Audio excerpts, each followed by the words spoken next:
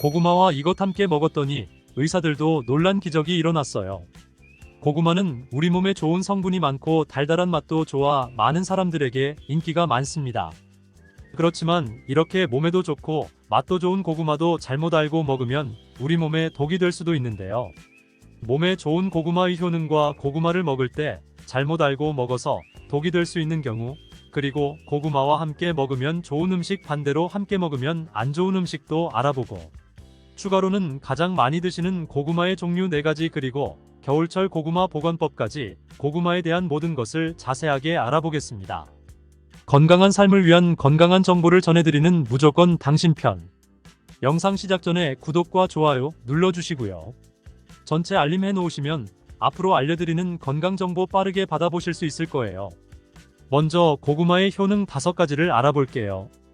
고구마의 첫 번째 효능은 항암 효과입니다. 고구마의 베타카로틴은 활성산소로 변형된 세포에 작용하여 성장과 전이를 차단함으로써 암세포가 형성되는 것을 억제합니다. 일본 연구팀에서 조사한 결과에 따르면 82가지의 채소 중 고구마가 발암 억제율 1위에 올랐다고 하네요. 특히 고구마 껍질에는 암 예방에 좋은 식이섬유와 항산화 성분이 풍부하다고 알려져 있습니다. 그래서 껍질까지 섭취하는 것이 좋다고 알려져 있죠. 연구에 따르면 고구마 껍질의 발암 억제율은 최대 98.7%인 것으로 밝혀져 있어서 하루 1개의 고구마를 꼭 껍질째 먹으라고 추천을 합니다. 또한 고구마에는 카로티노이드, 베타카로틴이 다량 포함되어 있어 폐암, 위암 등을 막아주고 식이섬유는 대장암 예방을 도울 수 있다고 합니다. 고구마의 두 번째 효능은 면역력 강화입니다. 고구마에 있는 성분인 베타카로틴은 체내에서 비타민 A로 전환되는데, 이 성분은 외부에서 침입한 바이러스와 세균으로부터 인체를 보호합니다. 그래서 항체 생성에도 도움을 주기 때문에 결과적으로 면역력이 향상되는 효능을 가집니다. 추가로 비타민C가 풍부하기 때문에 피로회복과 신경 완화에 도움을 줍니다. 고구마의 세 번째 효능은 소화기능 향상입니다. 고구마에서 들어있는 풍부한 섬유질과 마그네슘은 소화기능을 향상시켜주는데요. 장 속 유익균의 먹이가 되기 때문에 장 건강에도 도움이 됩니다. 고구마를 잘랐을 때 나오는 하얀 진액인 얄라핀이라는 성분은 장 활동을 활발히 해주고 대장암 예방에 탁월하다고 알려져 있습니다. 고구마는 100g당 86kcal로 열량 자체가 아주 낮은 편은 아니지만 혈당 지수가 낮기 때문에 살이 쉽게 찌지 않아 다이어트 음식으로 각광받고 있습니다. 또한 섬유질이 풍부해 배변 활동을 도와주고 노폐물과의 흡착력이 뛰어나기 때문에 변비를 개선합니다. 또한 고구마에는 저항성 녹말이 풍부한데, 이 녹말을 포만감을 줄 뿐만 아니라 소화가 느리고 지방분해 효과가 있기 때문에 체중 감량 효과를 얻을 수 있습니다. 고구마의 네 번째 효능은 노화 예방입니다. 고구마에는 비타민C와 E, 베타카로틴 등이 많이 함유되어 있어 노화 유발을 하는 활성산소 억제하여 주는 기능을 합니다. 안토시아닌은 세포 손상 막아주고 생성 촉진을 하여 피부에 탄력이 생기도록 도와줍니다. 고구마의 5번째 효능은 혈관을 튼튼하게 해줍니다. 고구마에는 칼륨이 많아 체내 나트륨을 몸 바깥으로 내보내주고 혈압이 정상적으로 유지될 수 있게 도와줍니다. 이로 인하여 고혈압 등의 혈관 관련 질병의 예방을 돕습니다. 그리고 비타민 B 복합체 판토텐산이 들어있어 코르티솔 분비를 촉진하여 스트레스나 혈압 수치가 높아지는 것을 막아줄 수 있습니다. 고구마는 이렇게 효능만 봐도 안 먹을 수 없는 정말 최고의 식품인데요. 그런 고구마도 경우에 따라서 몸에 좋을 수도 있고 독이 될 수도 있습니다. 그래서 고구마 먹을 때 독이 되는 경우는 총 5가지가 있는데 어떤 경우인지 알아볼게요. 고구마가 독이 되는 경우, 첫 번째는 고구마에 검은 반점이 있는 고구마를 무심코 그냥 먹는 경우인데요. 고구마를 드시다 보면 검은 반점같이 생긴 것이 보이는 고구마가 있을 수 있어요. 이 고구마를 대수롭지 않게 여기고 그냥 드시면 절대 안 됩니다. 이 검은 반점은 고구마에 생긴 검은 무늬병인데요. 고구마 검은 무늬병은 수확 과정에서 생긴 상처를 통해 균이 침입하게 되어 생기는 병입니다.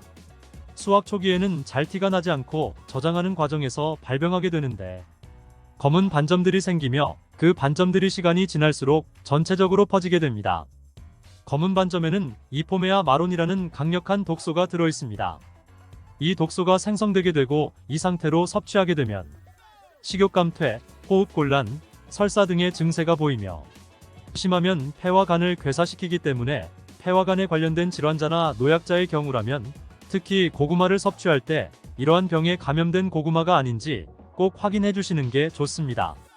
간혹 검게 변한 부분만 도려내 드시는 분들이 있는데요. 검게 변한 부분이 있다면 이미 전체에 퍼진 상태이며 열을 가하거나 익혀도 병균이 사라지지 않으니 꼭 고구마를 통째로 폐기해 주시길 바랍니다. 고구마가 독이 되는 경우 두 번째는 위장이 약한 분들입니다. 평소 고구마를 먹고 소화가 안 되어 더부룩한 느낌이 들었거나 속 쓰림 현상이 심해진 경험이 있다면 위장이 약한 사람으로서 고구마를 섭취하지 않는 것이 좋습니다. 고구마에 함유되어 있는 타닌과 악효질 성분은 위벽을 자극하여 위산 분비를 촉진하기 때문에 각종 위장장애를 유발할 수 있기 때문입니다. 무시하고 계속 먹는다면 위험의 위궤양까지 올 수 있으니 이런 분들은 특히 조심하셔야겠죠. 고구마가 독이 되는 경우 세 번째는 당뇨가 있으신 분들입니다. 고구마는 당이 많이 들어있는 식품이라 당뇨 환자가 섭취할 경우 혈당이 급격하게 상승될 우려가 있습니다. 당뇨병 환자의 경우 혈당 조절을 하는 것이 쉽지 않기 때문에 과도한 당질 섭취 우려가 있는 고구마는 최대한 피하는 것이 좋습니다. 먹더라도 소량만 드시는 것을 권장하며 고구마 섭취 전후로 혈당 체크를 해볼 필요가 있습니다. 고구마를 먹는 방법에도 당 성분이 차이가 많이 나는데요. 많이 먹는 방법으로 고구마를 쪄서 먹는 방법이 있고 군고구마로 먹는 방법 그리고 생으로 먹는 방법이 있는데요. 특히 군고구마의 경우 만들 때 열을 서서히 높여 오래 익히기 때문에 전분이 당으로 바뀌는 시간이 충분해서 생고구마나 찐고구마보다 훨씬 당이 높아지게 됩니다. 고구마의 혈당 지수는 생고구마의 경우 55, 찐고구마 70.8, 군고구마는 90.9 정도입니다. 고구마가 당뇨에 좋다고 하는 분들도 있는데 생고구마가 당뇨나 당이 높으신 분들에게 추천하는 고구마입니다. 생고구마에는 식이섬유가 풍부하여 섭취하게 되면 다당류인 전분이 단당류로 천천히 전환되기 때문에 급격한 혈당 상승을 막아줍니다. 특히 밤고구마, 호박고구마 많이 드시는데요. 이 고구마들은 당지수가 높아 혈당을 급격히 올리기 때문에 당이 높거나 당뇨가 있으신 분들은 피하시는 게 좋습니다. 그렇다고 몸에 좋은 성분들이 많은 고구마를 이런 분들은 먹으면 안 되는 걸까요?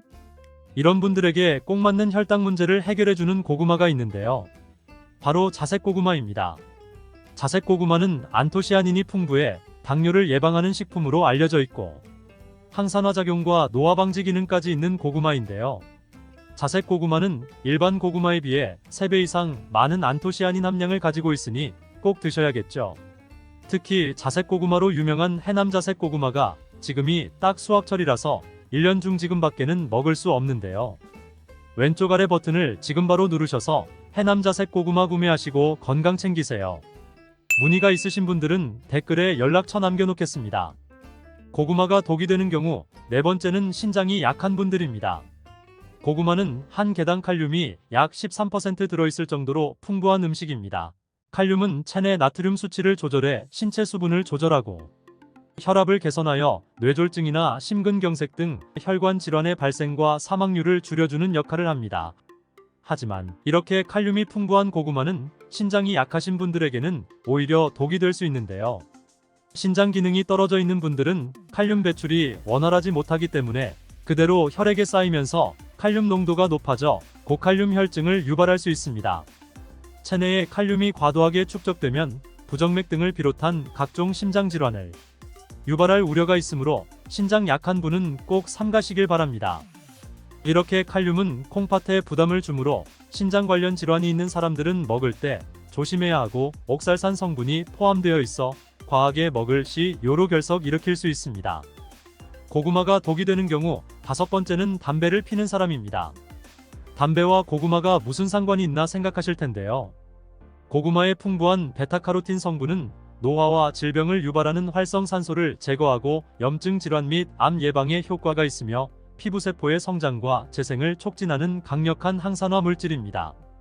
하지만 오랫동안 흡연을 한 분들에게는 이 베타카로틴 성분이 오히려 독으로 작용하여 폐암을 유발한다는 연구 결과가 있는데요. 미국 국립보건원의 연구에 따르면 하루 베타카로틴 섭취량이 20mg에서 30mg 섭취하는 흡연자는 베타카로틴을 복용하지 않는 흡연자에 비해 폐암 발생 위험이 24% 증가한 것으로 나타났습니다. 고구마에는 품종에 따라 차이가 있으나 대체로 속이 노란 품종의 고구마일수록 베타카로틴의 함량이 높은데요. 베타카로틴은 폐가 건강한 분들에게는 폐암 예방에 도움이 될 수 있지만 반대로 흡연자의 경우 과량 섭취하면 오히려 폐암 위험을 증가시킬 수 있습니다. 그렇다고 흡연자분들은 고구마를 무조건 먹으면 안 된다는 건 아니고요. 너무 자주 너무 많이 먹지만 않는다면 폐암까지는 생기는 경우는 없을 거라고 생각합니다. 하지만 고구마가 흡연자에게 안 좋은 영향을 줄 수 있다는 정보를 아셨으니 이제부터는 조심해서 먹는 게 좋겠죠. 고구마 드실 때 다른 여러 가지 음식들과 같이 드시는 경우가 있는데요. 지금부터는 고구마와 함께 먹었을 때 궁합이 잘 맞는 음식과 함께 먹으면 궁합이 안 맞는 음식을 알아볼게요. 고구마와 함께 먹으면 좋은 음식, 첫 번째는 동치미입니다. 고구마에 들어있는 전분이 감자나 옥수수에 들어있는 것보다 점도가 더 높다고 합니다. 꼭꼭 씹어도 뭉치는 성질이 강하다는 것이죠. 따라서 몸 안에 들어가면 꽉 막히고 잘 안 내려가는 느낌을 받게 되는데요. 이런 고구마의 전분을 분산시키는 음식이 동치미입니다. 동치미 속 무에 들어있는 식이섬유가 고구마 전분이 뭉치는 것을 막아주는 역할도 하는데요. 특히 무에 있는 성분이 고구마가 장에서 발효되고 부패되는 것을 억제해주는 역할을 합니다. 고구마와 함께 먹으면 좋은 음식, 두 번째는 사과입니다. 사과도 마찬가지로 펩틴이라는 식이섬유가 들어있어 고구마 전분이 소화되는 과정에서 뭉치는 것을 막아줍니다. 고구마와 함께 먹으면 좋은 음식, 세 번째는 우유입니다. 우유에 들어있는 지방 성분도 고구마 전분이 서로 뭉치는 것을 막아주는 기능을 하는데요. 우유에는 단백질과 칼슘도 들어있기 때문에 같이 먹으면 영양까지도 도움을 받을 수 있습니다. 고구마와 함께 먹으면 좋은 음식이 있는 것처럼 함께 먹었을 때 궁합이 정말 안 좋은 음식도 있는데요. 고구마와 함께 먹으면 안 좋은 음식, 첫 번째로 소고기는 피해주는 게 좋습니다. 한방에서는 고구마와 소고기를 상극인 식품으로 간주한다고 하는데요. 영양분이 소화 흡수되는 것을 서로 방해할 수 있기 때문입니다. 간혹 소고기를 고구마와 함께 굽거나 소갈비찜을 만들 때 고구마를 넣기도 하는데 두 식품을 함께 먹으면 소화가 안 될 수 있으니 피하는 게 좋습니다. 고구마와 함께 먹으면 안 좋은 음식, 두 번째는 땅콩입니다. 땅콩은 고지방과 고단백 식품 중 하나로 지방과 단백질이 풍부합니다. 여기에 고구마는 주로 탄수화물이 풍부한 음식으로 탄수화물이 주를 이루는데 두 음식을 함께 섭취하면 고단백과 고지방이 함께 소화되어 소화가 잘 안 될 수 있습니다. 또한 두 음식을 함께 먹게 되면 과다한 칼로리를 섭취할 수 있어 체중 관리에 영향을 줄 수 있습니다. 그렇다면 요즘 자주 드시는 고구마는 어떤 종류가 있을까요? 첫 번째는 잘 아시는 호박고구마입니다. 호박고구마는 표면이 부드럽고 주황빛을 띠며 고구마 중에서도 단맛이 강한 편인데요. 호박고구마는 많은 사람들이 좋아하는 고구마 중 하나이며 구워 먹거나 찐 고구마로 즐기거나 샐러드, 스무디, 베이킹 등 다양한 요리에 사용할 수 있습니다. 두 번째는 여성분들이 특히 좋아하시는 밤고구마입니다. 밤고구마는 노란색 또는 붉은색의 표면을 가지고 다양한 크기가 있습니다. 당도가 낮고 청량감이 있는 것이 특징이며 구워 먹으면 밤과 비슷한 질감이 있는 고구마입니다. 세 번째는 꿀고구마라고 불리는 베니하루카입니다. 잘 모르시는 분들도 있을 텐데요. 베니하루카라는 품종인 꿀고구마는 호박고구마와 밤고구마를 교배시켜서 만든 새로운 품종의 고구마입니다. 밤고구마의 맛있는 밥맛과 호박고구마의 부드러운 감촉 둘 다 가지고 있는 고구마라고 보시면 됩니다. 꿀고구마는 해남 지역에서 특히 재배를 많이 하고 있는데요. 해남 꿀고구마를 구매하기 원하시는 분들은 왼쪽 아래 누르셔서 구매해 주시고 문의 관련은 댓글에 남겨놓을 테니 연락해 주시면 됩니다. 네 번째는 자색고구마입니다. 자색고구마는 보라 발색물질인 안토시아닌으로 유명합니다. 이는 강력한 항산화 성분으로서 건강에 많은 이점이 있는 고구마고요. 이외에도 자색고구마는 다양한 영양소를 보유하고 있는데요. 일반적으로 껍질이 보라색이고 속살도 보라색을 띠는 것이 특징인 고구마입니다. 고구마는 인기가 많고 수확 시기가 늦가을로 정해져 있어서 박스채로 사서 보관하면서 드시는 분들이 많은데요. 보관하실 때 몇 가지만 주의하시면 항상 맛 좋은 고구마를 드실 수 있습니다. 고구마 보관하는 법 지금부터 알아볼게요. 고구마를 받으면 먼저 상처난 고구마가 있는지 확인해 주세요. 고구마는 껍질이 얇아 상처나기도 쉽고 상처나면 수분으로 썩거나 곰팡이 나기 쉬워요. 따라서 옆 고구마까지 영향을 미칠 수 있으니 골라내서 먼저 드시거나 따로 보관해 주세요. 그리고 고구마 겉 건조 상태에 따라 이틀에서 일주일 정도 신문지 등을 깔고 그늘에서 말려주세요. 고구마는 겉에 수분을 포함하고 있으면 썩기 쉽습니다. 말리는 이유는 고구마의 전분이 당분으로 변하도록 숙성을 시키는 과정이기도 합니다.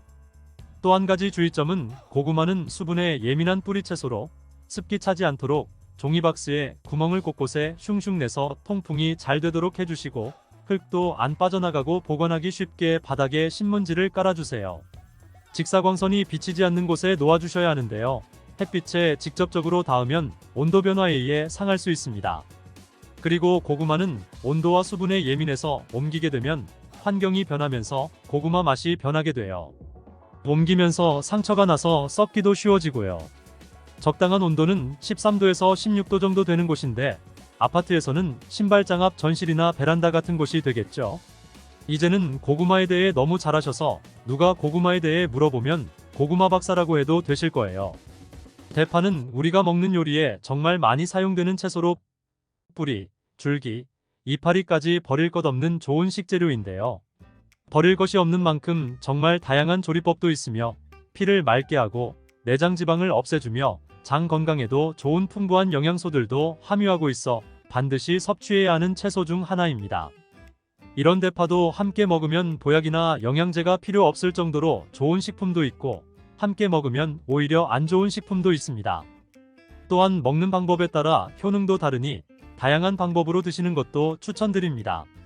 대파의 효능과 함께 먹으면 좋은 식품 3가지, 함께 먹으면 안 좋은 식품 2가지, 그리고 대파의 특급 레시피 4가지, 대파 보관법까지 대파의 모든 것 알려드리겠습니다.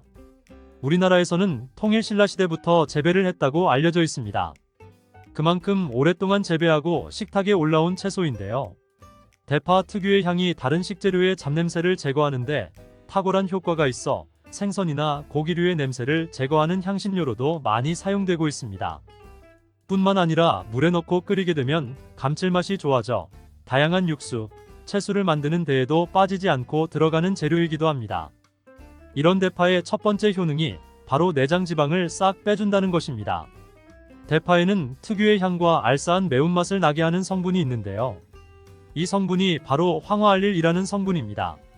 이 황화알릴 은대파에 열을 가해 굽게 되면 프로필메르캅탄이라는 성분과 아조엔이라는 성분으로 변하게 되는데요. 대파를 구울 때 매운맛을 내는 성분은 휘발되어 없어지고 단맛이 나는 성분이 생성되는데 그 성분이 바로 프로필메르캅탄입니다. 이 프로필메르캅탄의 단맛 강도가 설탕 단맛의 강도보다 무려 50배나 강해 대파의 단맛이 좋아지는 건데요.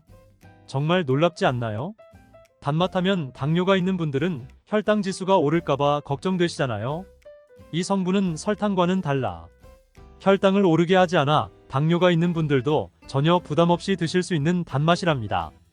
또 열을 가하면 아조엔이란 성분이 만들어진다고 했잖아요. 바로 이 성분이 우리 몸을 회복시키는 효능이 있는데요. 어떻게 우리 몸을 회복시킬까요? 그것은 바로 혈관을 깨끗하게 해주기 때문입니다. 아조엔의 별명이 바로 혈관 청소부인데요. 혈관의 나쁜 콜레스테롤을 제거하고 혈액이 뭉치는 혈전 생성을 방지해줍니다. 혈관도 확장해줘 혈액순환을 원활하게 해주는 역할도 해준답니다. 이런 효능으로 신진대사를 원활하게 해주고 동맥경화, 고지혈증, 고혈압 등의 심혈관 질환을 예방하는 데에도 도움을 줄 수 있습니다. 뿐만 아니라 내장지방을 분해해 몸 밖으로 배출시켜주는 효능이 있어 건강뿐 아니라 다이어트에까지 도움을 최근에는 다이어트 식품으로도 많이 활용되고 있습니다. 그리고 대파의 녹색 부분에는 베타카로틴이 풍부한데요. 이 성분이 바로 강력한 항산화 물질입니다. 이 베타카로틴은 우리 몸속의 활성산소를 제거하여 노화를 방지해주고 피부의 탄력을 유지하며 주름을 예방하는 효능도 탁월하여 피부 미용에도 좋은 영양소입니다. 그리고 면역세포의 기능을 강화해 주어 감기나 독감 등의 질병을 예방하고 알레르기 반응을 억제해주는 효과도 있답니다. 또한 베타카로틴은 눈의 피로도 해소해 주는데요. 시력을 보호하고 야맹증과 안구건조증을 예방하는 데에도 도움을 줄 수 있습니다. 대파의 베타카로틴은 구울 때 2.5배나 증가한다고 하는데요. 이런 대파의 효능을 극대화해 먹을 수 있는 방법이 있습니다. 대파의 특급 레시피 소개해드리겠습니다. 우선 대파를 깨끗하게 씻어주시고요. 대파를 5cm 정도로 잘라줍니다. 대파를 반으로 갈라주셔도 되고 그냥 사용하셔도 됩니다. 기름을 두르지 않은 팬에 대파를 올려 구워주시는데 앞뒤로 골고루 약간 탄 것 같이 잘 구워줍니다.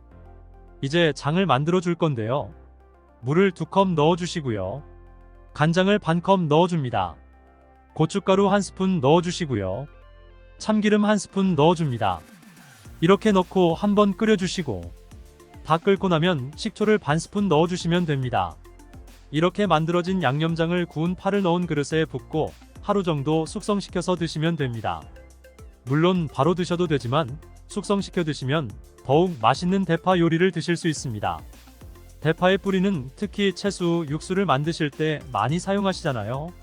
대파의 뿌리에는 알리신이라는 성분이 풍부하게 함유되어 있는데요.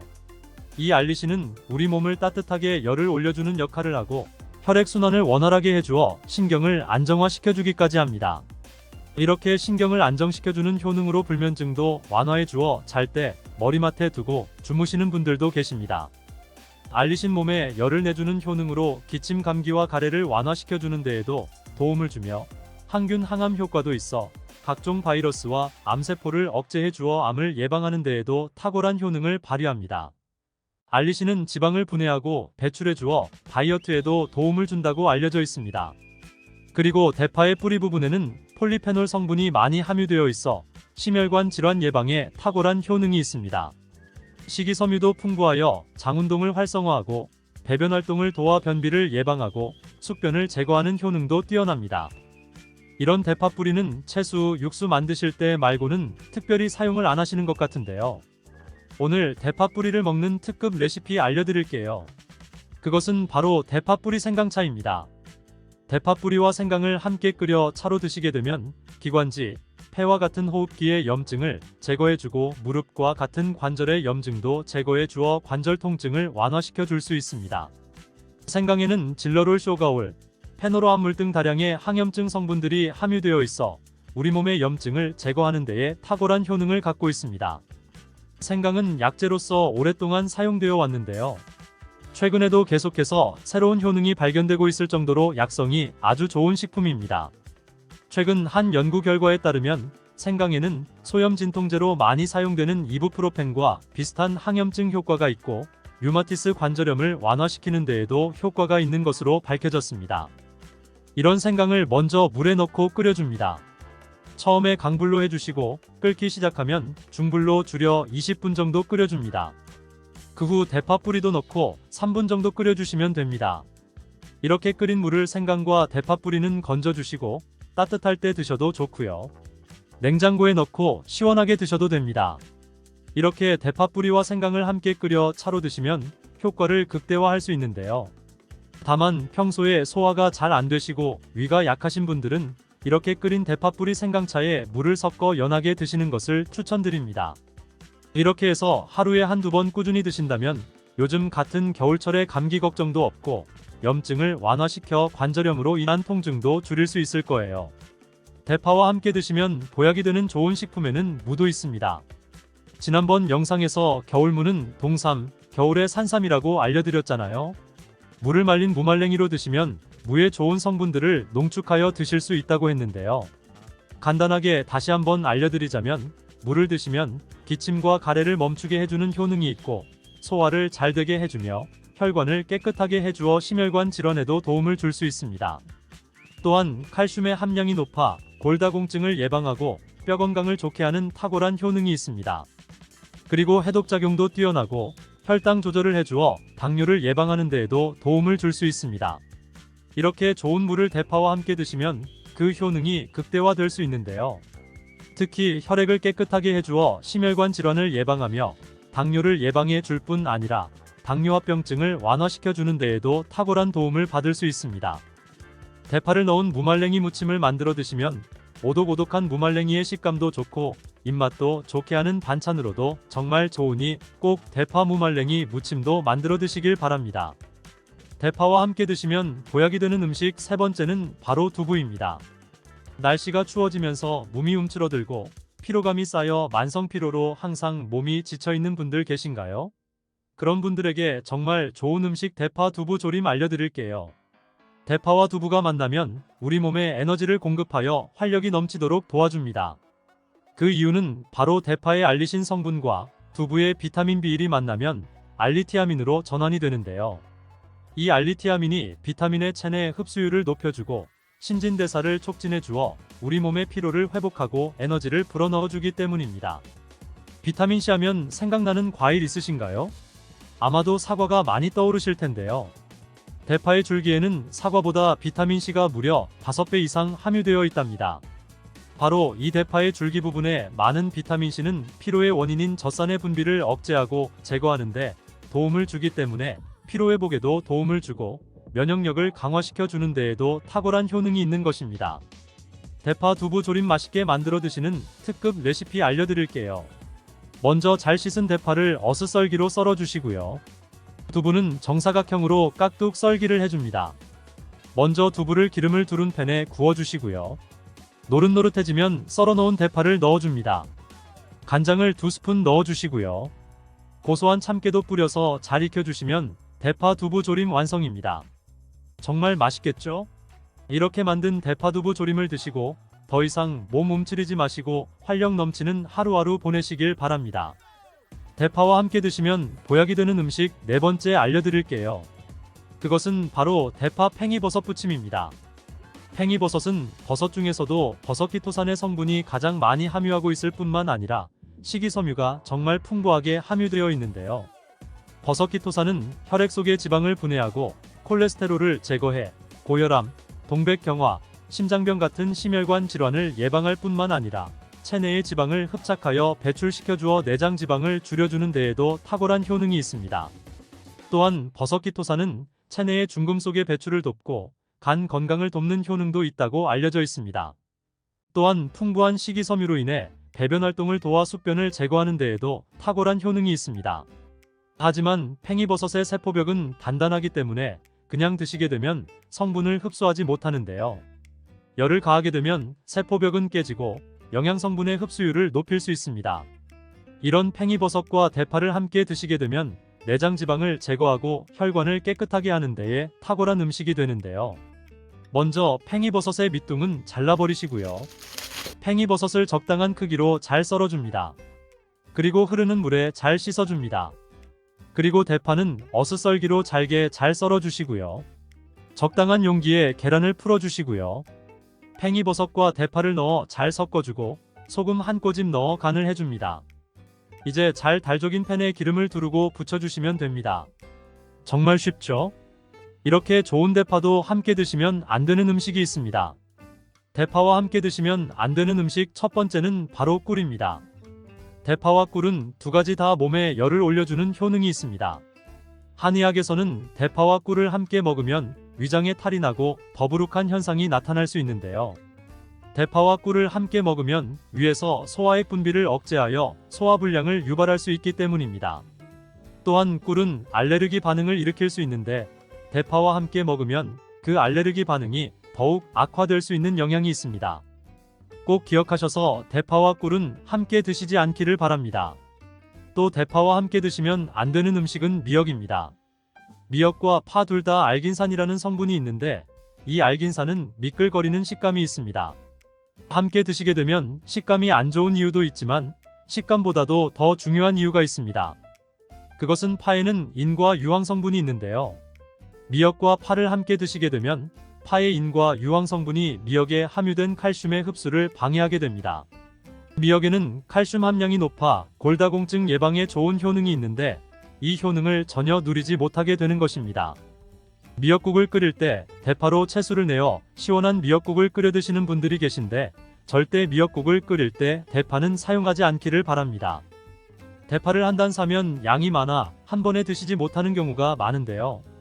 대파 보관하는 방법 알려드리겠습니다. 대파를 보관하실 때는 씻지 않고 흙이 묻은 채 보관하는 것이 좋지만 사용하기 불편하시기 때문에 씻어서 보관하는 방법을 알려드릴게요. 우선 잘 씻은 대파를 줄기와 잎 부분으로 나눠 잘라주시고요. 물기를 제거하고 키친타올을 넣은 지퍼백에 줄기와 잎 부분을 나눠 담아 냉장고에 보관해 주시면 됩니다.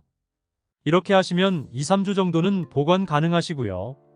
더 장기간 보관하시려면 냉동을 하시면 되는데, 냉동 보관하시려면 대파를 사용하기 원하는 크기대로 잘라 지퍼백에 넣어 냉동하시면 됩니다. 이렇게 하시면 냉동된 대파를 꺼내 볶음 요리 같은 것 하실 때 바로 사용하실 수 있습니다. 보라빛에 윤기나는 이 채소가 우리 몸에 보약이 된다는데 뭔지 짐작이 가시나요? 가지는 유독 우리나라 사람들에게 호불호가 강한 채소입니다. 좋아하는 분들도 있지만 특유의 물컹물컹한 식감 때문인지 싫어하는 분들도 참 많은데요. 건강에 좋다는 것은 들어봐서 알지만 어릴 때의 기억 때문에 선뜻 먹지 않게 되는 채소 중에 하나입니다. 하지만 가지는 반드시 먹어야 될 채소입니다. 가지는 미네랄과 식이섬유가 풍부하고 안토시아닌, 마그네슘 등의 여러가지 영양소가 풍부해 건강을 위해 반드시 섭취해야 될 채소인데요. 아무리 좋은 채소라도 먹는 방법에 따라 영양소를 잘 섭취할 수도 있고 건강에 오히려 독이 될 수도 있습니다. 가지의 효능과 먹는 방법, 함께 먹으면 좋은 음식, 가지를 드실 때 주의사항까지 가지에 대한 모든 것 알려드리겠습니다. 짙은 보라색의 가지는 우리나라가 수출을 많이 하는데요. 가장 많이 수입하는 나라가 일본입니다. 일본은 가지를 여러 형태로 많이 먹는데요. 장아찌, 파스타, 구이, 찌개 등 여러 요리에 가지를 사용하고 있습니다. 2021년 기준으로 일본이 우리나라에서 수입한 가지가 6만 kg입니다. 일본이 우리나라의 가지를 정말 좋아하는데요. 반면에 우리나라 1인당 연간 가지의 섭취량은 100g이 채 되지 않는다고 합니다. 정말 안타까운 일인데요. 가지의 효능을 제대로 알고 건강한 식생활에 도움이 되길 바랍니다. 첫 번째 가지의 효능은 심혈관 질환을 예방하는 데 도움을 준다는 것입니다. 나이가 들수록 심혈관 질환으로 병원을 많이 가게 되는데요.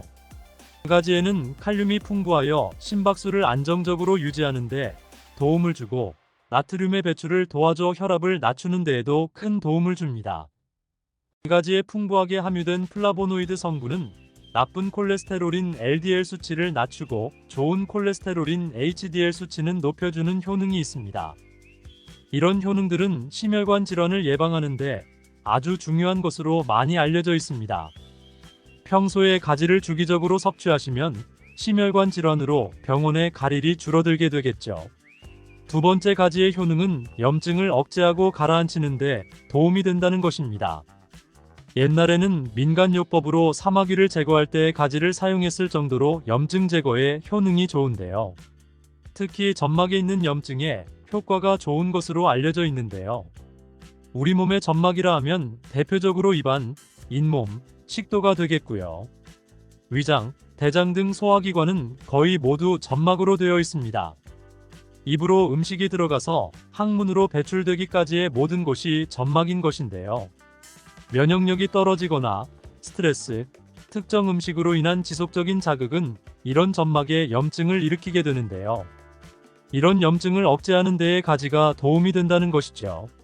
세 번째 가지의 효능은 혈당을 조절하는 데 도움을 준다는 것입니다. 가지의 풍부한 식이섬유는 섭취한 탄수화물과 지방의 흡수와 소화를 늦춰주는 역할을 하게 됩니다. 이런 작용으로 혈당을 낮추는 데에 많은 도움을 줄 수 있는데요. 식이섬유는 당을 흡착하여 몸에 흡수되는 속도를 느려지게 하여 혈당이 급격히 올라갔다가 급격히 떨어지는 혈당 스파이크 현상을 예방할 수 있고 저혈당도 방지하며 이런 효능으로 혈당을 일정하게 유지하는 데에 도움을 줄 수 있습니다. 또한 가지의 풍부한 폴리페놀 성분과 천연 식물화합물은 설탕의 흡수를 감소시켜주고 인슐린 분비를 증가시켜 주어 혈당을 낮추는 데에 도움을 주게 됩니다.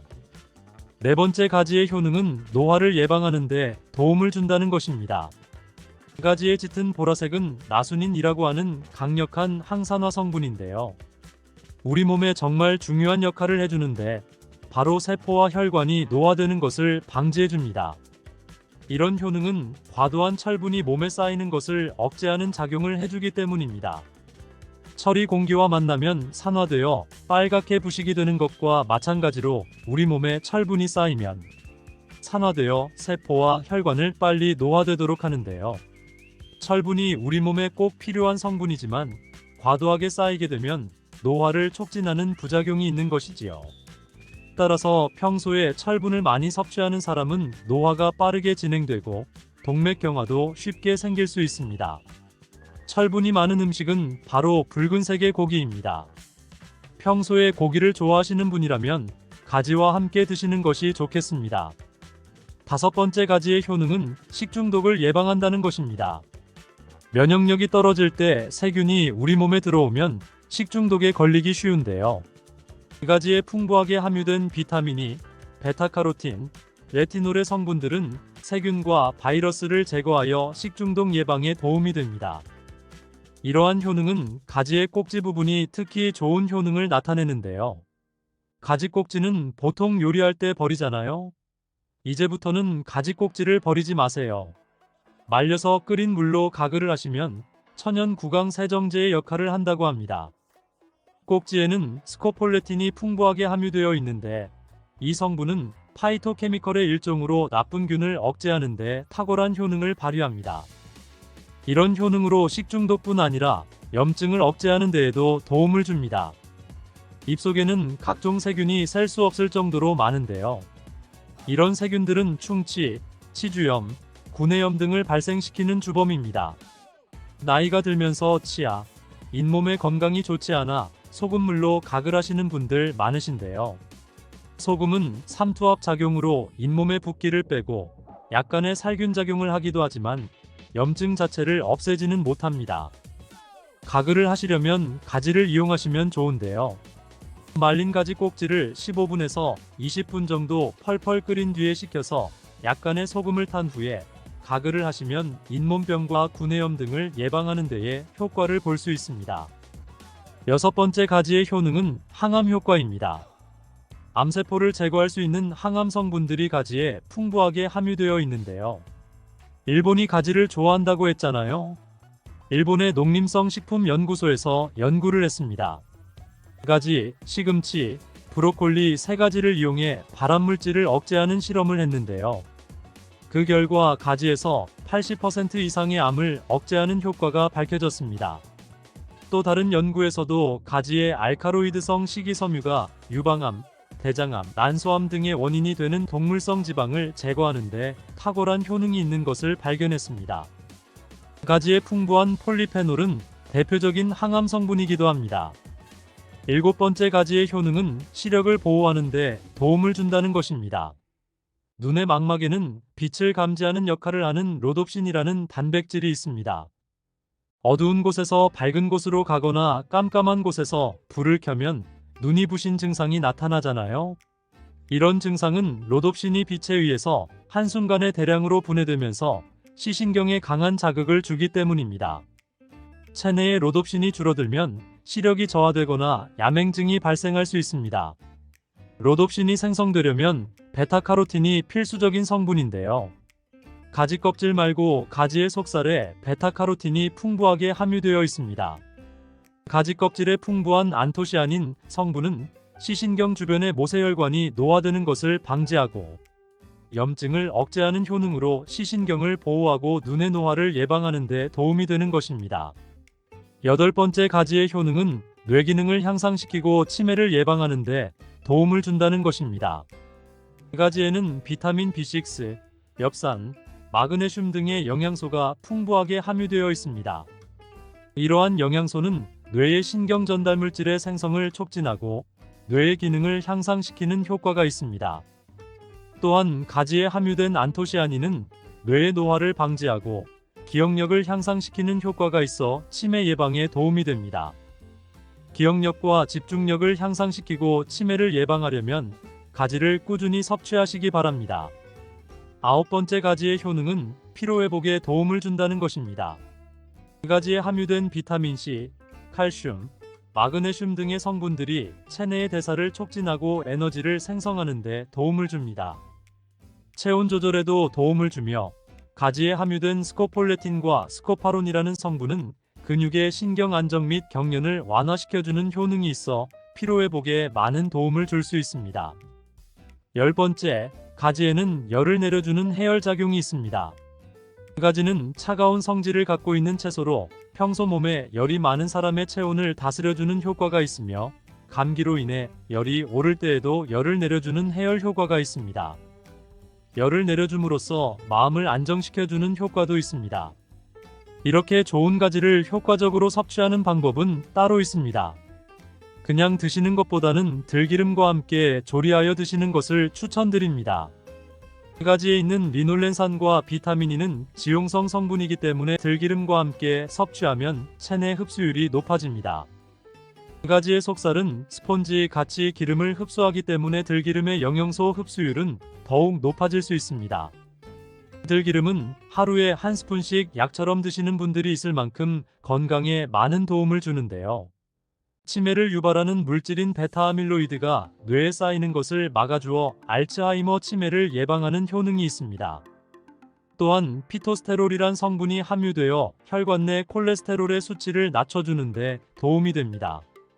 이뿐 아니라 염증성 질환을 예방하고 뼈의 건강에도 좋으며 심혈관 질환을 예방하고 장 건강에도 정말 좋은 효능을 발휘하는 것이 들기름입니다. 이런 들기름이 가지와 만나면 효과가 극대화가 되는 것입니다. 가지를 요리할 때는 쪄서 드시는 것이 가장 많은 영양소를 흡수할 수 있는 방법인데요. 상명대학교 외식영양학과 연구팀이 이에 대한 실험을 진행했습니다. 가지 100g을 물에 넣어 삶는 방법, 찜기에 넣어 찌는 방법, 그리고 랩을 씌워 전자레인지에 돌리는 방법, 이렇게 3가지 방법으로 가지를 조리했습니다. 이때 가지의 항산화 성분인 클로로겐산의 함량이 어떻게 달라지는지 확인을 했는데요. 조리하지 않은 가지 100g당 생가지에는 클로로겐산이 271mg이 함유되어 있고 2분 끓인 가지에는 25mg으로 무려 10분의 1로 줄어들었고 전자레인지에 돌렸을 때는 6분 후에는 225mg, 10분 후에는 145mg, 14분 후에는 120mg으로 줄어들었습니다. 이에 반해 가지를 찜기에 넣고 쪘을 때는 오히려 클로로겐산의 함량이 늘어났는데요. 9분 동안 쪘을 때는 315mg, 12분 후에는 375mg으로 늘어났고 17분 후에는 335mg이 되었습니다. 항산화 성분뿐만 아니라 칼슘도 쪘을 때 가장 많은 함량을 확인할 수 있었다고 합니다. 그런데 항상 쪄서만 드실 순 없잖아요. 삶아서 드신다면 가지 삶은 물은 절대 버리지 말고 함께 드시길 바랍니다. 짙은 보라색의 가지 껍질에는 안토시아닌이 풍부한데요. 이 안토시아닌의 항산화 효과는 토마토의 3배, 그리고 브로콜리의 2배로 알려져 있습니다. 이 안토시아닌은 항산화 작용도 강력하지만 스트레스를 완화하는 데에도 도움을 주고 신체가 정상적인 기능을 회복하고 유지하는 데에도 도움을 주는 성분입니다. 그런데 이 안토시아닌은 수용성 성분으로 물에 잘 녹아 나오는데요. 가지를 씻을 때도 너무 물에 오래 담가 두지 마시고요.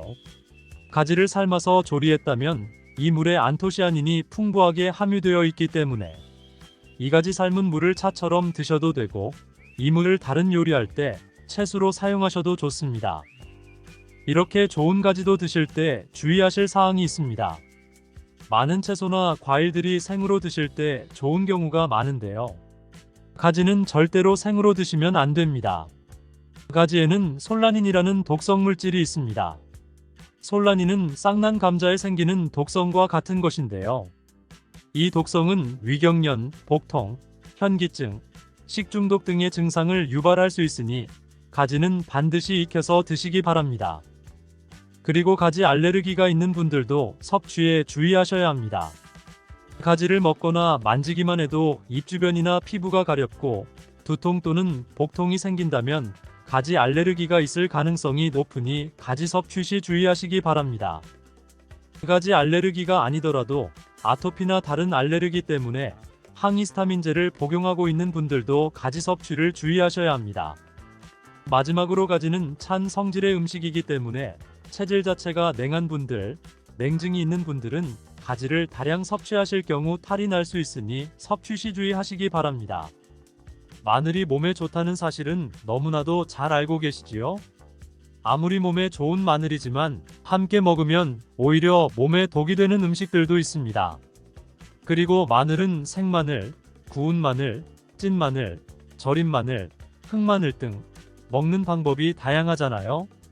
이렇게 먹는 방법에 따라서도 우리 몸에 주는 효능이 다르답니다. 마늘 껍질은 대부분 먹지 않고 버리시잖아요. 마늘 껍질 오늘부터 절대 버리지 말기 바랍니다. 마늘 껍질을 왜 먹어야 하는지, 그리고 어떻게 먹어야 하는지 알려드릴게요. 마늘과 절대 함께 드시면 안 되는 음식과 마늘과 함께 드시면 좋은 음식, 그리고 마늘과 마늘 껍질의 효능까지 마늘에 대한 모든 것 알려드릴게요.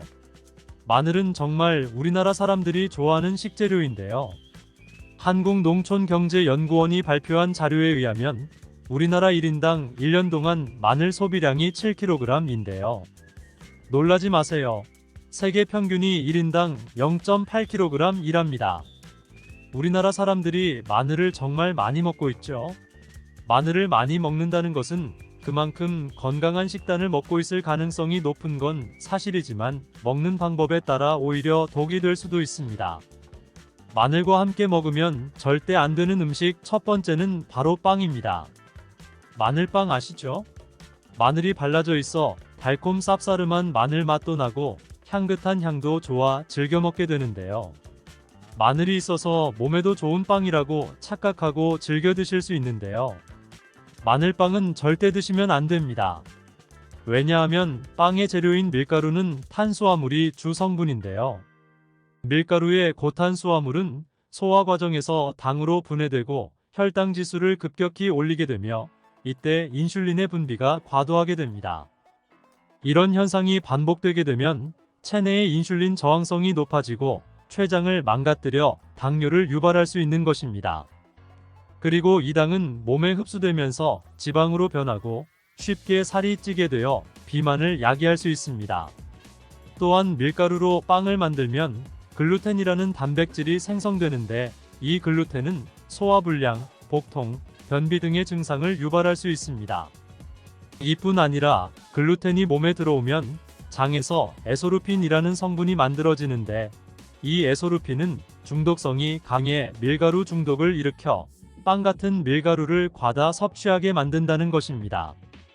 마늘이 아무리 좋은 성분으로 항암작용, 항염증 작용을 한다고 해도 마늘빵으로 드신다면 아무 소용이 없는 것입니다. 그럼 마늘은 어떻게 먹어야 마늘의 효능을 극대화할 수 있을까요? 마늘은 생으로 드실 때도 물론 좋지만 익혀서 드실 때 더욱 좋습니다. 몸에 보약이 되는 마늘 먹는 법 첫 번째는 마늘밥입니다.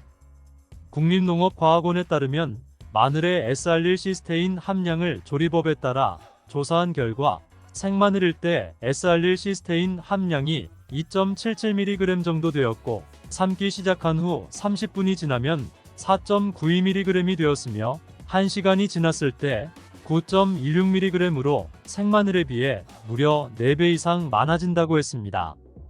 뿐만 아니라 121도의 온도에서 1시간 동안 마늘을 쪘을 때 S알릴시스테인 함량이 50.24mg으로 생마늘보다 18배 정도나 높다고 연구 결과를 발표했습니다. 따라서 마늘을 드실 때는 1시간 이상 끓여서 드시는 것이 좋은데요. 이런 방법은 번거로워 추천드리는 방법이 바로 마늘밥입니다. 밥을 할 때 마늘을 넣는데요. 1인분에 마늘 3-4알 정도씩 넣어서 밥을 하시면 됩니다. 현미가 있다면 현미를 넣은 마늘밥을 하시면 더욱 좋은데요. 현미 속에는 티아민이라는 성분이 있는데 마늘의 S알릴시스테인과 현미의 알리티아민 두 가지 성분을 모두 섭취하여 항암 효과뿐 아니라 피로회복, 근육통 완화에도 좋은 밥이 되는 것입니다. 마늘밥을 하기 위해 마늘을 까고 껍질은 어떻게 하셨나요? 버리셨나요? 오늘부터는 절대 버리지 말기 바랍니다. 마늘에 효능하면 첫 번째로 생각나는 것이 아마도 항암 효과일 거예요. 그런데 마늘 껍질을 통해 엄청난 항암 효과를 누릴 수 있는데요. 우리나라 연구진에서 연구한 결과 마늘 껍질을 70% 에탄올 용매로 반복 추출해서 만든 마늘 껍질 추출물이 암 예방 효과에 탁월한 효능이 있다고 발표되었습니다. 특히 유방암, 위암, 간암대장암, 폐암세포뿐 아니라 다양한 암세포에 대한 억제 효과가 있다고 했는데요. 그 중에서도 유방암 세포의 증식을 억제하는데 효과가 가장 높았다고 합니다. 마늘 껍질의 두 번째 효능은 바로 심혈관을 튼튼하게 한다는 것입니다. 마늘 껍질은 마늘 알맹이보다 식이섬유가 4배, 폴리페놀이 7배나 많게 함유되어 있는데요. 식이섬유는 혈관 내의 나쁜 콜레스테롤을 흡착해 몸 밖으로 배출하는데 도움을 주고, 항산화 성분인 폴리페놀은 콜레스테롤이 산화되는 것을 막아 나쁜 콜레스테롤이 만들어지는 것을 방지하는데 효능이 있는 아주 중요한 성분입니다. 마늘 껍질에 함유된 알리신 성분은 혈중 지지를 낮춰 콜레스테롤과 중성지방을 낮추는데 효과적인 성분입니다. 이를 통해 동맥경화를 방지하는데 도움을 주어 심혈관 질환을 예방하는데 아주 좋은 성분인 것입니다. 또 마늘 껍질을 말려 분말도 만들어 음식에 넣어 드시면 비만을 막아주는 효과를 볼 수 있는데요. 식이섬유가 풍부해 지방의 흡수를 막고 나쁜 지방을 배출하는 데에도 탁월한 효능이 있습니다. 뿐만 아니라 체내 지방의 대사를 촉진하여 지방 분해가 빠르게 일어나 체지방을 제거하는 데 아주 효과적입니다. 또 마늘 껍질은 마늘알보다 약 1.5배나 항산화 능력이 좋은데요. 항산화 작용을 하면 노화를 방지하는데 도움을 받을 수 있는 것입니다. 몸 안의 활성산소가 우리 몸을 공격하고 세포를 급격히 노화시키는데 이 활성산소를 제거하여 노화를 방지하는 것이지요. 마늘 껍질을 분말로 드시는 방법 말고 차로도 드시는 방법이 있는데요. 마늘차 우리는 법 알려드릴게요. 마늘 껍질을 깨끗하게 씻어 말린 다음에 기름을 두르지 않은 팬에 마늘 껍질을 넣고 볶아주어 수분을 없애줍니다. 이렇게 하는 이유는 수분을 없애는 것도 있지만 마늘 껍질에 열을 가하게 되면 항산화 성분인 폴리페놀과 플라보노이드 성분이 증가하기 때문입니다. 이렇게 수분을 없앤 마늘 껍질은 냉동실에 보관하셨다가 드실 때 끓는 물에 소주 반컵을 넣고 물 1리터당 마늘 껍질 15g 정도를 넣고 끓여주시면 됩니다. 이렇게 끓인 마늘 껍질 차를 따뜻하게 드셔도 되고 냉장고에 넣어 시원하게 드셔도 괜찮습니다. 마늘이 몸에 좋다고 하여 꿀에 마늘을 재워 드시는 분들 계시잖아요. 물론 꿀마늘이 몸에 좋은 분들도 계시지만 꿀과 마늘은 절대 함께 드시면 안 되는 음식입니다. 식품비방이라는 문헌에 보면 꿀과 마늘은 함께 먹으면 안 되다라고 적혀 있는데요. 그 이유는 꿀과 마늘은 둘 다 열을 내는 뜨거운 음식이기 때문입니다. 꿀과 마늘을 함께 먹게 되면 체질이 맞지 않는 경우에는 부작용이 클 수 있기 때문입니다. 체질에 맞지 않는 분들이 이 꿀마늘을 드시게 되면 눈의 충혈이 잦아지고 노화가 빨라질 수 있습니다. 돋보기를 빨리 쓰게 될 수도 있다는 것이지요. 또한 두통이 생기며 피부에도 트러블이 생기는 부작용도 있으니 꼭 기억하시기 바랍니다. 또한 당 섭취에 주의하셔야 하는 당뇨, 고지혈증을 갖고 계신 분들이나 암 환자분들은 절대로 꿀마늘을 드시면 안 됩니다. 그렇다면 마늘을 또 어떻게 드시는 것이 좋을까요? 바로 다양한 쌈채소와 함께 드시는 것을 추천드립니다. 마늘의 매운맛을 내는 알리신 성분이 혈관을 건강하게 하여 암을 예방하고 쌈채소를 통해 다양한 비타민과 무기질을 섭취하며 풍부한 항산화 물질도 섭취해 활성산소를 제거하고 혈관을 깨끗하게 해 노화를 방지하고 활력이 넘치는 건강한 몸이 될 수 있는 것이지요. 그런데 마늘을 반찬으로 만들어 드실 때 절대 드시면 안 되는 것이 있습니다. 그것은 바로 마늘 장아찌입니다. 아니 마늘 장아찌가 왜? 라고 의문이 생기는 분들 계시지요? 모든 마늘 장아찌가 안 되는 것이 아니라 바로 설탕이 많이 들어간 마늘장아찌는 만들어 드시면 안 됩니다. 시중에 판매되는 마늘장아찌에는 설탕이 많이 들어가 있을 가능성이 높으니 절대 사드시지 않기를 바랍니다. 몸에 좋은 마늘도 설탕과 함께 먹으면 오히려 독이 되는데요. 설탕이 많이 함유된 마늘장아찌를 드시게 되면 혈당이 급격히 오르고 인슐린 저항성이 높아지며 혈액 속에 중성지방이 많아져 혈액을 끈적하게 만들게 됩니다. 또한 설탕을 많이 섭취하게 되면 뇌에서 기억력을 담당하는 해마의 크기를 줄어들게 해 기억력을 감퇴시키고 나아가 치매를 일으킬 수도 있습니다. 집에서 마늘장아찌를 담가 드실 때에는 설탕을 넣지 말고 건강한 식재료만을 사용하시기 바랍니다. 마늘을 건강하게 드실 수 있는 또 다른 방법은 흑마늘을 추천드립니다. 마늘에 열을 가하면 마늘의 색이 점점 짙어져 결국 까맣게 변하는 흑마늘이 되는데요. 그 이유는 마늘 속에 있는 당류와 단백질인 아미노산이 반응하여 갈색을 띠는 멜라노이딘 색소가 만들어지기 때문입니다. 이 반응을 마이야르 반응이라고 하죠. 고기를 구우면 빨간색의 고기가 점점 희어지다 갈색으로 변하는 반응과 같은 원리인 것입니다.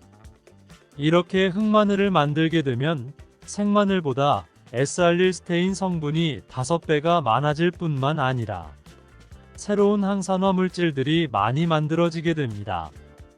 또한 항암 효과가 뛰어난 폴리페놀이 생마늘에 비해 4배 이상 많아지고 유액 분비를 촉진해 소화를 잘 되게 하는 효능도 있으니 잊지 말고 흑마늘을 만들어 드시기 바랍니다.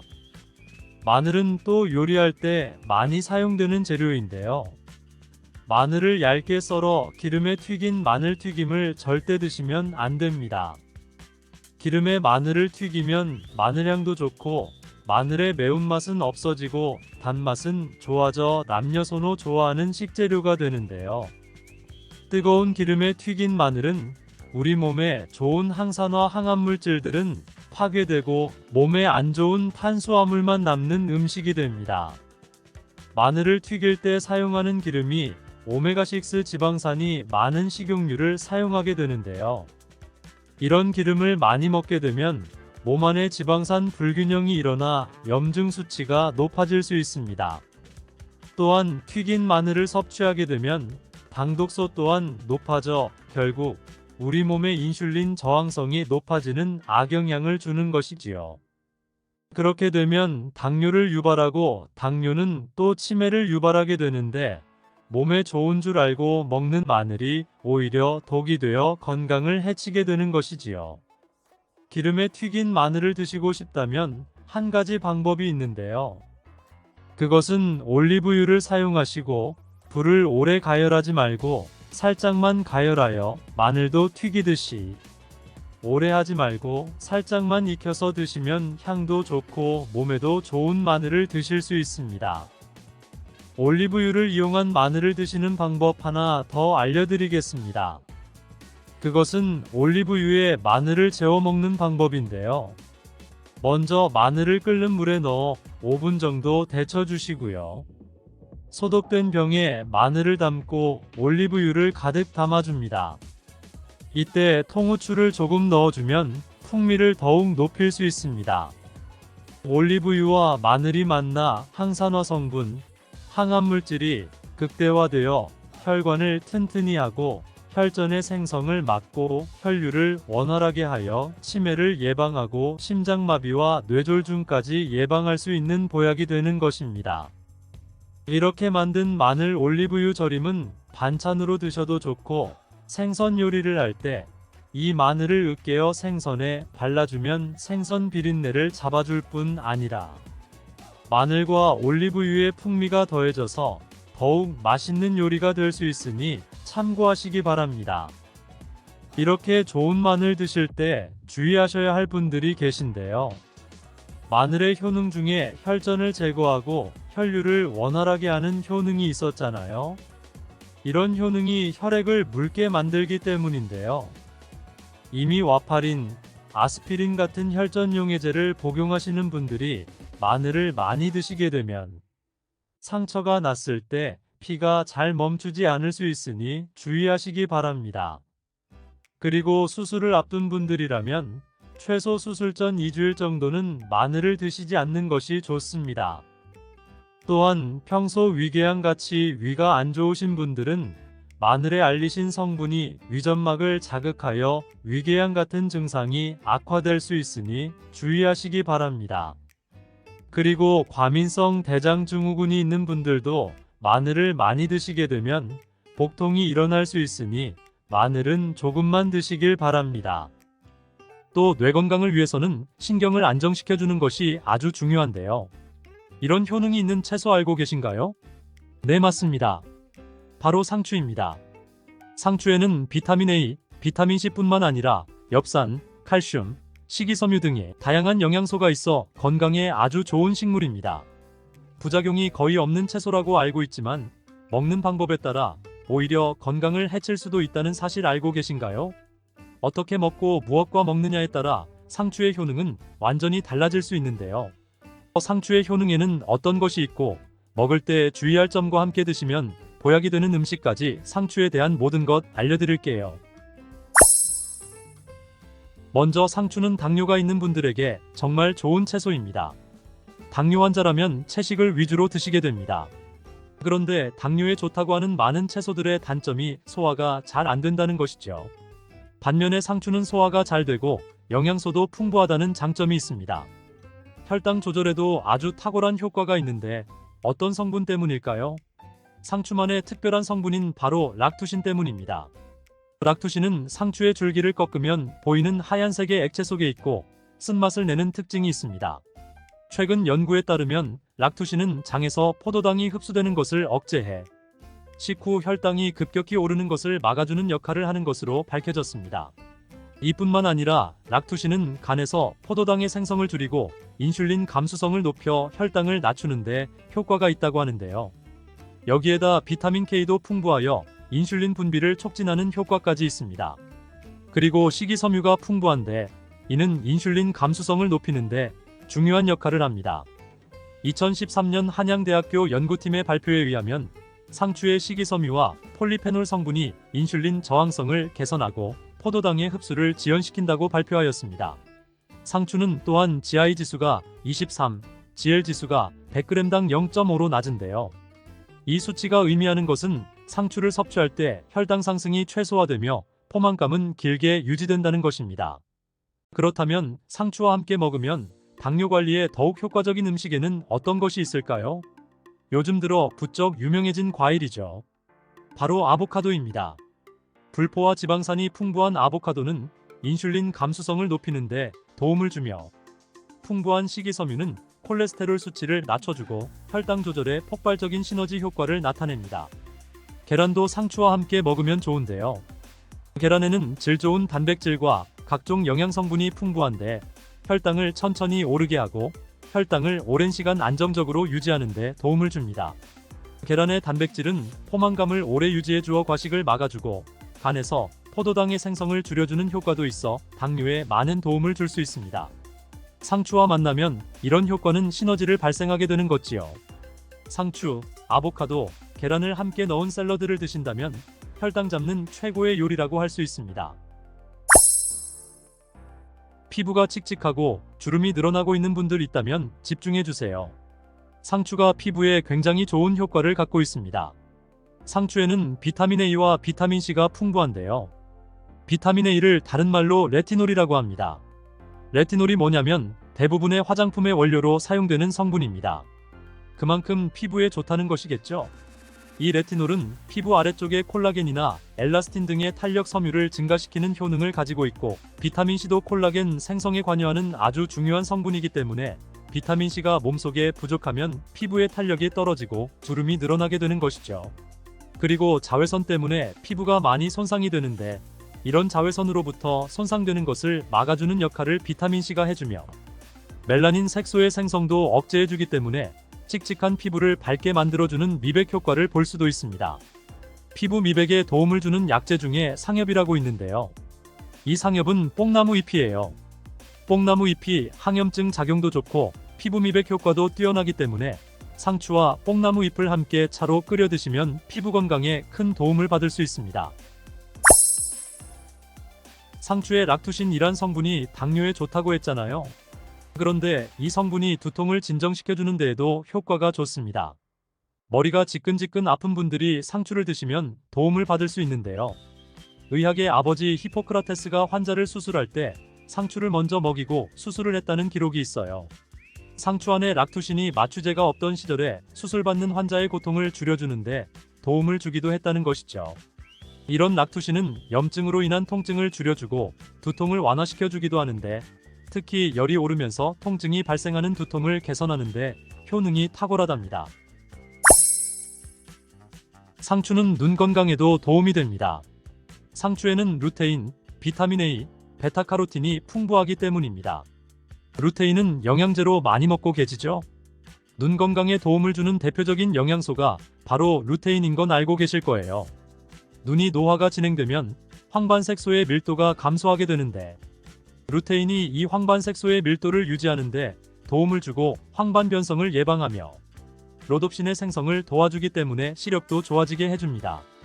또한 베타카로틴은 활성산소를 제거하여 눈의 노화를 예방하고 비타민 A로 전환되어 눈의 점막을 건강하게 유지하도록 도움을 줍니다.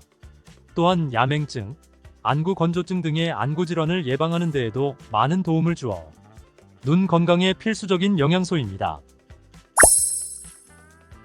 열이 머리로 올라가게 되면 두피가 건조해지고 비듬도 많이 생기게 되며 두피에 염증도 발생하게 됩니다. 또 모낭에 영양분이 충분히 공급되지 못하고 머리카락을 잘 잡아주지 못해 탈모가 일어나게 되는데요. 이럴 때는 두피의 상태를 건강하게 만들어줘야 탈모를 방지할 수 있습니다. 상추는 찬 성질을 가지고 있어 열을 내려주는 효과가 있습니다. 바로 두피의 열을 내려줄 수 있다는 것이죠.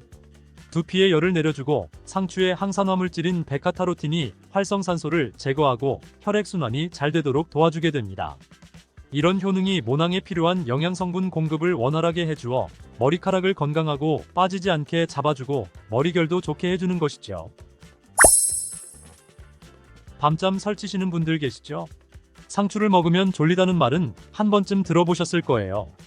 상추에는 락투카리움이란 성분이 들어있는데 이 성분은 수면 유도, 진정, 최면에 효능이 있어 불면증을 개선하는 데에 도움을 줍니다.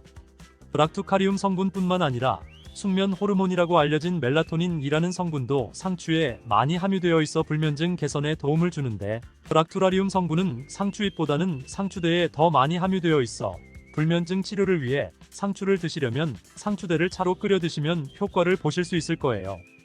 상추는 잎으로도 상추차를 끓여 드실 수 있는데요. 방법도 바로 알려드릴게요.